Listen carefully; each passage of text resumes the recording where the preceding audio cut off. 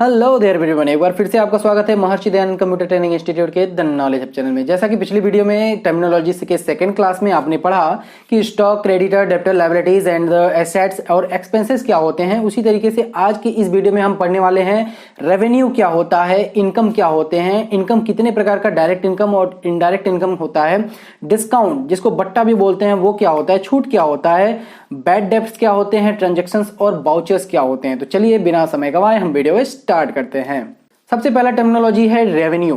Revenue क्या होता है? रेवेन्यू को हिंदी में राजस्व बोलते हैं। गुड्स या सर्विसेज को मार्केट में सेल करने या बेचने पर उससे जो प्राप्ति होती है वह रेवेन्यू कहलाती है। मतलब मान लीजिए हमारे पास कोई कीबोर्ड है, 10 पीस कीबोर्ड है, हमने उसको कहीं से परचेज किया 1000 रुपए के हिसाब से, तो 10 पीस के हिसाब से हो गया वो 10,000 रुपए का। लेकिन उसको हमने बेचा 1200 के हिसाब से, तो जो उसको बेचने और खरीदने में जो हमें इनकम मिल रहा है, जो हमारा प्रॉफिट है, वही हमारा रेवेन्यू कहलाता है।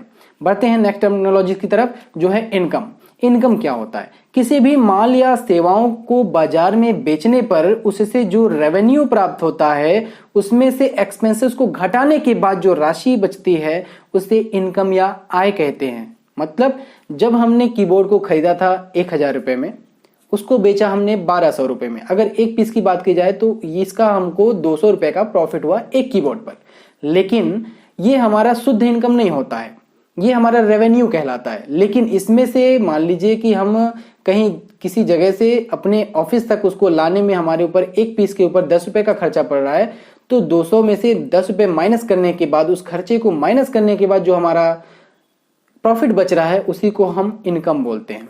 इनकम भी दो प्रकार का होता है, जैसे डायरेक्ट इनकम और इनडायरेक्ट इनकम। डायरेक्ट इनकम को प्रत्यक्ष आय बोला जाता है, इनडायरेक्ट इनकम को अप्रत्यक्ष आय बोलते हैं। डायरेक्ट इनकम वह इनकम होता है जो हमें व्यवसाय, मुख्य व्यवसाय से मिलता है। माना हमारा एक शॉप इंडस्ट्रीज है, तो इससे प्राप्त होने वाली जितनी भी इनकम्स होंगी वो डायरेक्ट इनकम कहलाएंगे। वहीं इनडायरेक्ट इनकम आपके स्क्रीन पर दिख रहा होगा। मुख्य इनकम के अलावा जो भी इनकम अदर इनकम होती है वो अप्रत्यक्ष इनकम कहलाती है।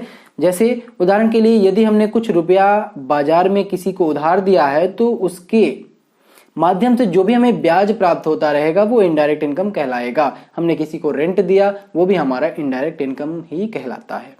बात करते हैं अगला टर्मिनोलॉजीज, जो है डिस्काउंट। डिस्काउंट को हम हिंदी में छूट या बट्टा बोलते हैं। व्यापारी द्वारा अपने ग्राहक को दी जाने वाली रियायत या छूट डिस्काउंट कहलाती है। डिस्काउंट भी दो प्रकार के होते हैं, एक होता है ट्रेड डिस्काउंट और दूसरा होता है नगद या कैश डिस्काउंट। दोनों में अंतर क्या है? व्यापारी माल बेचते समय ग्राहक को माल के मूल्य में कुछ कमी या बिल की राशि में जो कमी करता है वह व्यापारिक छूट कहलाता है। यह छूट ग्राहकों को अधिक माल खरीदने के लिए प्रेरित करने के लिए दी जाती है।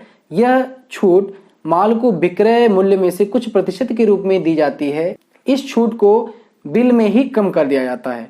मतलब जो व्यापारी होते हैं वो बिल में ही कुछ कमी, कुछ डिस्काउंट कर देते हैं, जिसको बोला जाता है व्यापारिक बट्टा या फिर व्यापारिक छूट, ट्रेड डिस्काउंट बोलते हैं। लेकिन जानते हैं कैश डिस्काउंट क्या होता है? व्यापारिक चलन के अनुसार प्रत्येक ग्राहक को एक निश्चित अवधि में भुगतान करने की सुविधा प्रदान की जाती है। अगर ग्राहक निश्चित अवधि के पहले ही भुगतान कर दे तो उसे कुछ छूट दे दी जाती है, जिसे नगद छूट या कैश डिस्काउंट कहा जाता है।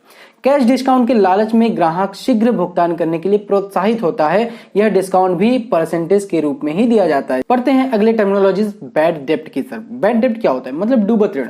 व्यापारी को उधार बेचे गए माल की पूरी रकम डेब्टर्स या देनदारों से प्राप्त हो जाए, यह तो बिल्कुल आवश्यक नहीं है। अतः इस उधार की रकम में से जो वसूली नहीं हो पाती है उसे व्यापारी का डूबत ऋण या बैड डेब्ट्स कहते हैं। बिल्कुल, अगर बहुत सारे आपने देखा होगा कि कोई व्यापारी है, उसका कोई ग्राहक है और उसने उधार में एक बार माल ले लिया 1000 रुपए का, दोबारा आया, उसने 200 रुपए दिया, फिर कहा कि चलो ठीक है इसको छोड़ देते हैं। फिर उसने 1000 रुपए का जो भी सामान लिया, अब 200 रुपए देकर फिर उसने 1000 रुपए ले लिया। उसके बाद फिर रफू चक्कर 9 2 11, उसके बाद कोई उसका अता पता नहीं है कि वो गया कहाँ पे।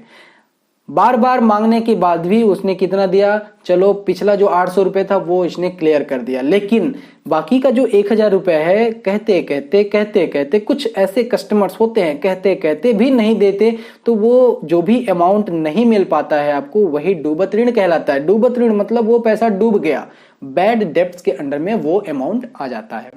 बात करते हैं नेक्स्ट टर्मिनोलॉजीज की तरफ, तो वो है ट्रांजेक्शन। ट्रांजेक्शन क्या होते हैं? ट्रांजेक्शन को हम बोलते हैं लेन देन।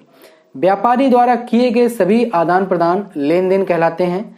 जब सौदे का तुरंत भुगतान किया जाता है तब वह नगद लेन देन या फिर कैश ट्रांजैक्शन कहलाता है, और जब भुगतान भविष्य में किया जाता है तब उसे उधार लेन देन या क्रेडिट ट्रांजैक्शन कहलाता है। बढ़ते हैं अगले टर्मिनोलॉजीज की तरफ। वाउचर, वाउचर को बोलते हैं प्रमाणक। व्यापार संबंधी सभी व्यवहारों व लेन देन के प्रमाणों के लिए जो डॉक्यूमेंट्स दिए या लिए जाते हैं जिन्हें प्रमाणक या वाउचर कहते हैं। उधार क्रय विक्रय हेतु बिल, रुपया के लेन देन के लिए रसीद, बैंक में जमा करने के लिए स्लिप व बैंकों से रुपया निकालने के लिए चेक आदि सभी वाउचर ही कहलाते हैं। जितना भी मैंने आपको एग्जांपल दिया आपने शायद यूज किया होगा। इनका जरूरत पड़ने पर प्रमाण प्रस्तुत करने का उपयोग किया जाता है।